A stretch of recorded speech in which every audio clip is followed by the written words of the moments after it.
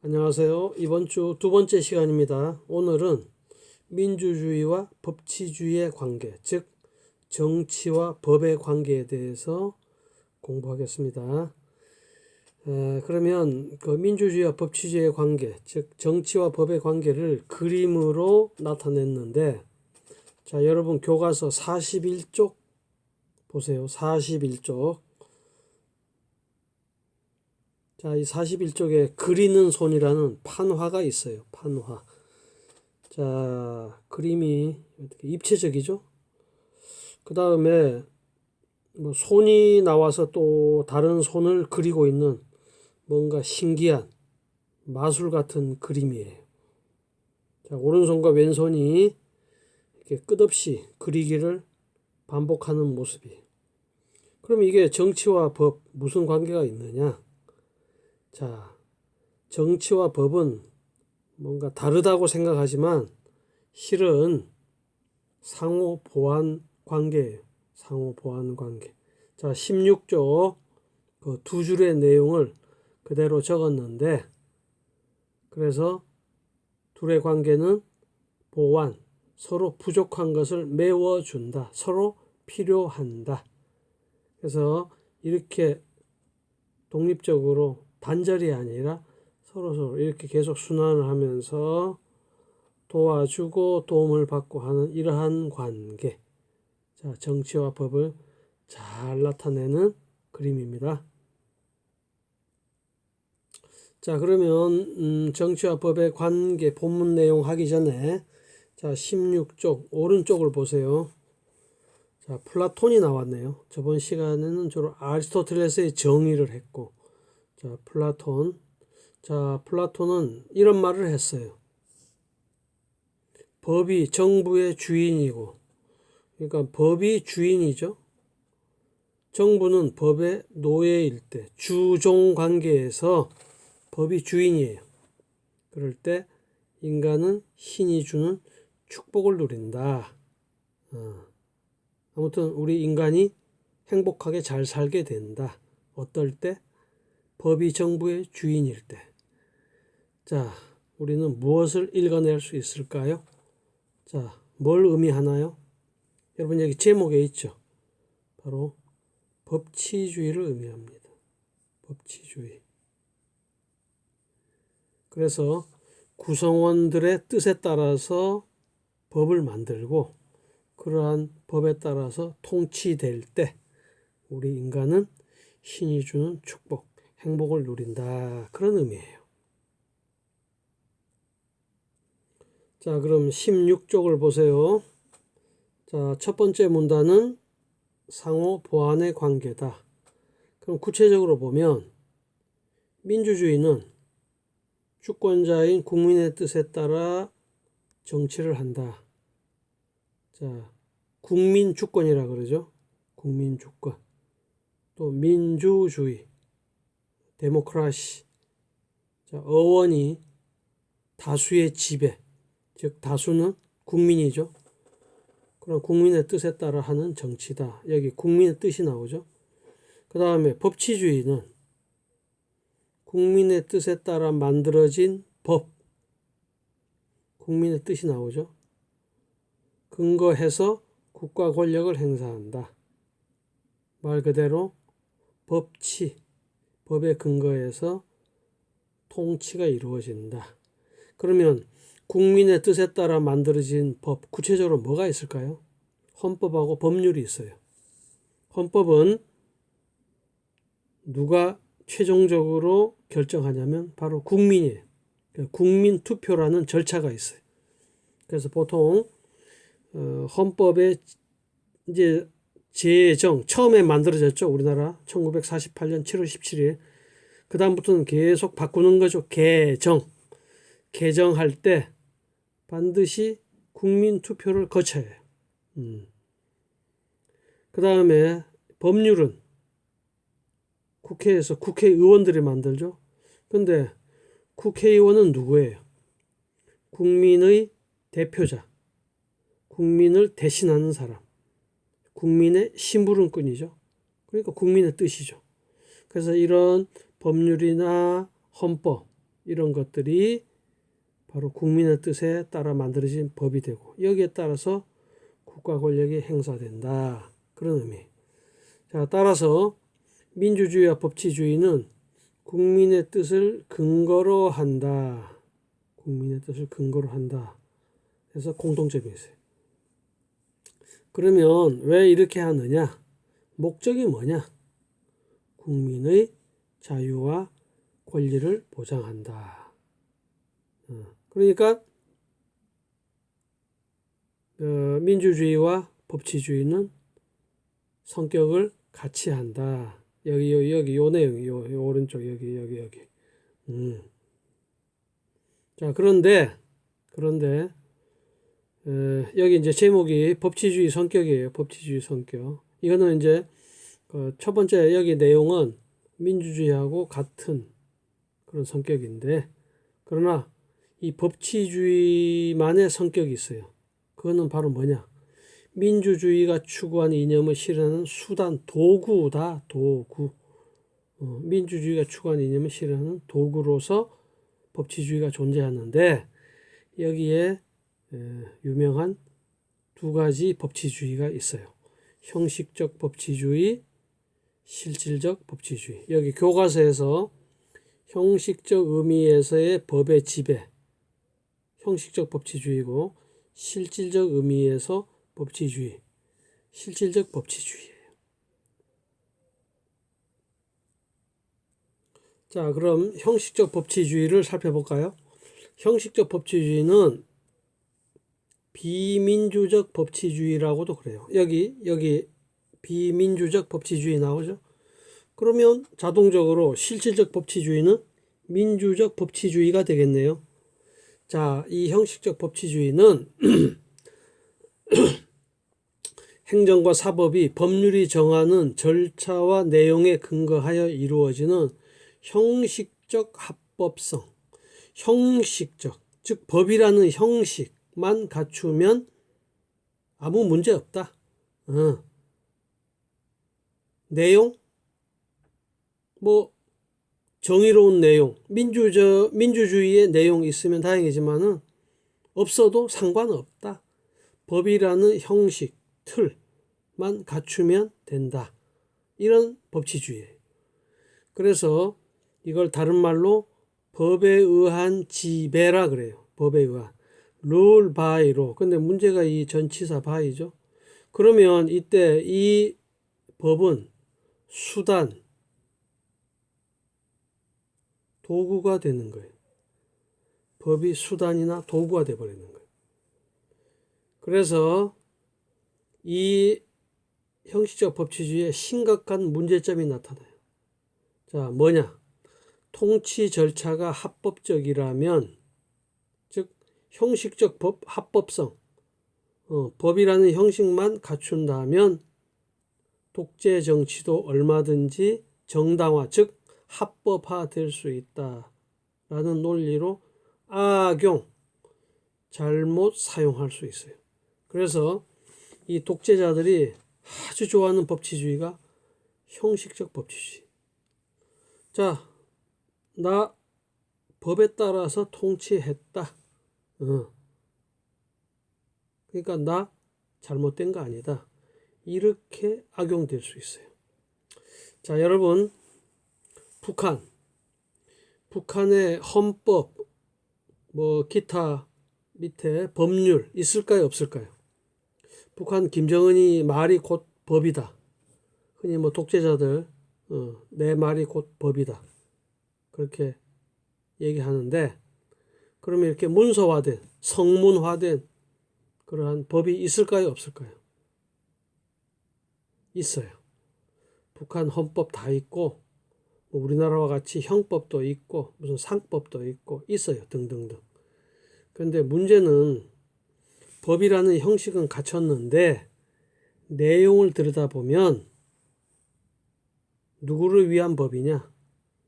결국은 거슬러 올라가면 현재 김정은이, 그리고 그 아버지 김정일, 그 할아버지 김일성, 바로 이 3대 세습을 위해서 존재해요. 특히 북한 헌법 전문을 보면 확실히 나타나. 자, 이게 바람직한 법치주의일까요? 반면에 우리 대한민국 헌법 보세요. 대통령을 위한다, 국회의원을 위한다, 특정 개인이나 집단을 위한다. 그런 얘기 눈 씻고 봐도 없어요. 우리는 정말 국민을 위해서 헌법이 존재한다. 이런 거예요. 자, 그래서 이 형식적 법치주의의 대표적인 게 바로 히틀러의 수권법이라 그래요. 수권법. 바로 독재로 통하는 다리. 왜 독재로 통하느냐? 이 수권법을 누구에게나 주어지면, 즉 우리나라 대통령, 미국 대통령, 뭐 일본 수상, 영국도 수상, 누구에게나 이 수권법을 지어주면 히틀러 같이 될 수 있어요. 바로 이게 수권법입니다.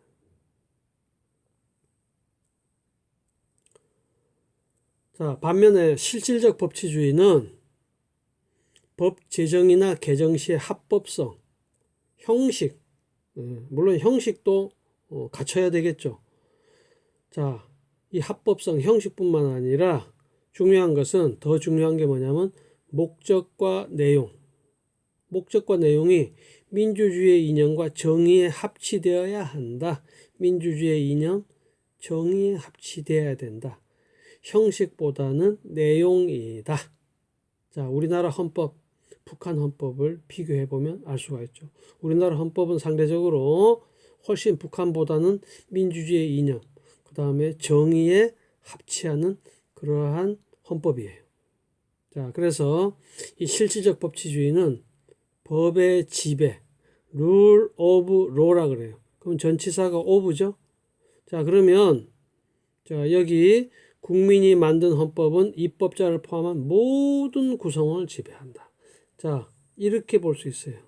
자, 이게 자, 법이고, 법 안에 누구든지 법의 테두리를 벗어날 수 없다.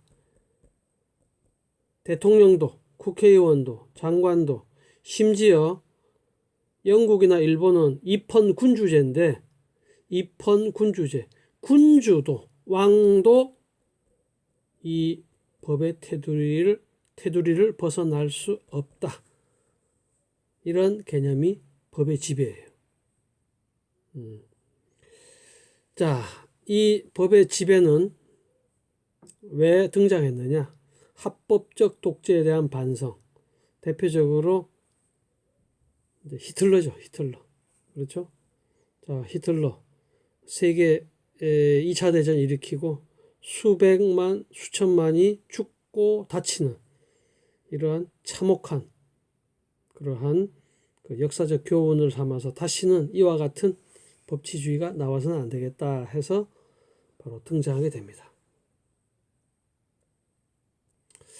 자, 그러면 수권법에 대해서 좀 더 자세히 알아볼까요? 자, 우선 수권. 자, 여기에 한자가 줄수 권력권, 즉 권력을 준다. 누구에게? 히틀러에게 준다. 그 당시 독일의 국가의 모든 권력을 히틀러 개인에게 준다. 그래서 합법적 독재. 히틀러는 사실 할 말이 있죠. 그렇죠? 왜? 법에 근거해서 권력을 행사하니까 히틀러도 할 말이 있는 거예요. 그래서 히틀러의 합법적 독재를 가능하게 했다.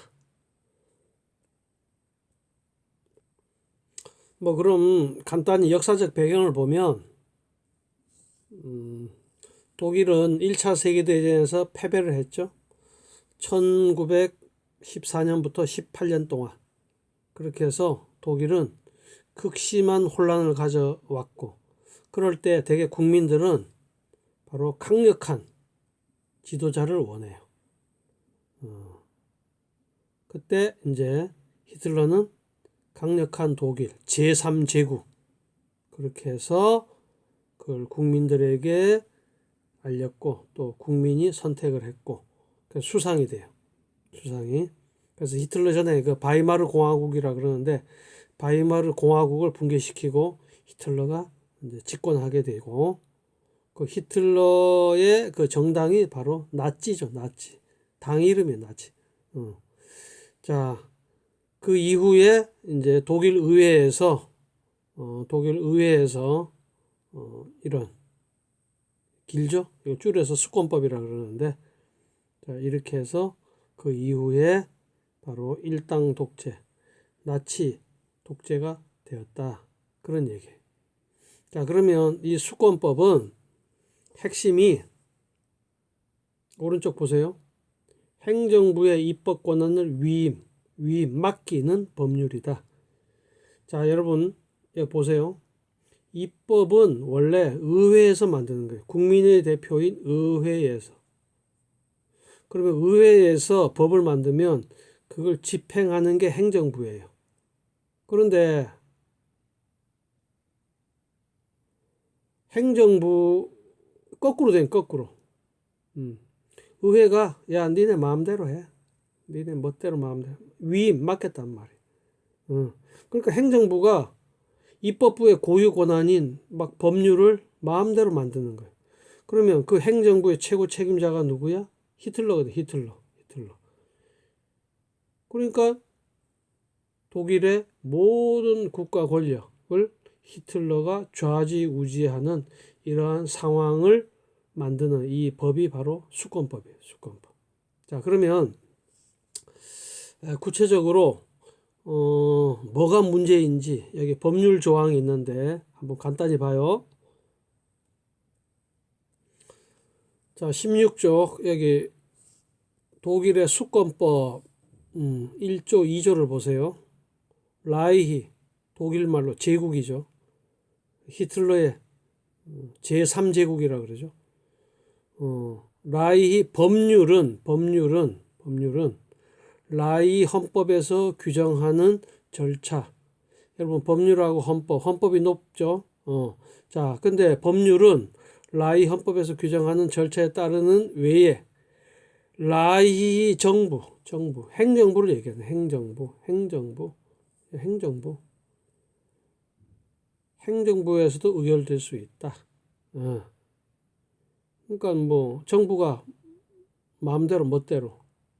자, 행정부 최고 책임자는 히틀러라고 그랬죠.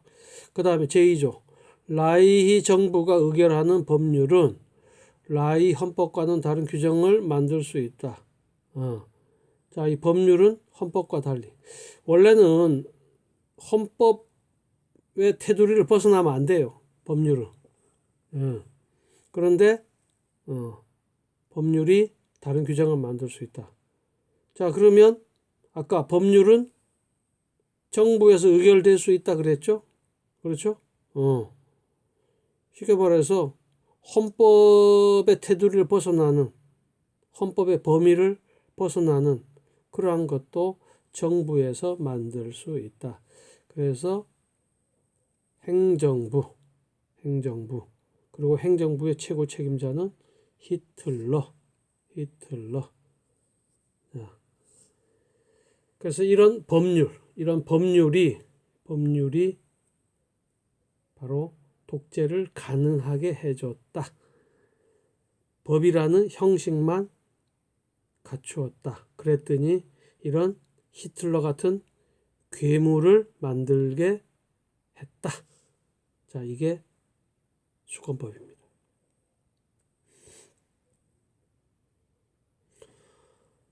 자, 참고로 히틀러에 관련된 영화가 있어요. 다운폴이라 그러는데 히틀러의 마지막 10일. 히틀러는 권총 자살했어요. 그때 히틀러의 실제 비서의 증언을 토대로 만든 영화가 다운폴이에요. 그래서 히틀러의 그 광기 어린 그러한 마지막 최후, 그리고 그의 신복들, 예를 들면 대표적으로 괴벨스라는 사람이 있는데 괴벨스 부부가 권총 자살하고 히틀러도 권총 자살하는 이러한 모습을 그린 영화가 다운폴이에요. 그리고 히틀러 역할을 했던 이 배우가 얼마나 연기를 잘했던지 우리나라 국내 영화 CF에도 나오고 그랬어요. 자, 그러면 오늘 민주주의와 법치주의의 관계에 대해서 공부를 했습니다. 자, 수고했습니다.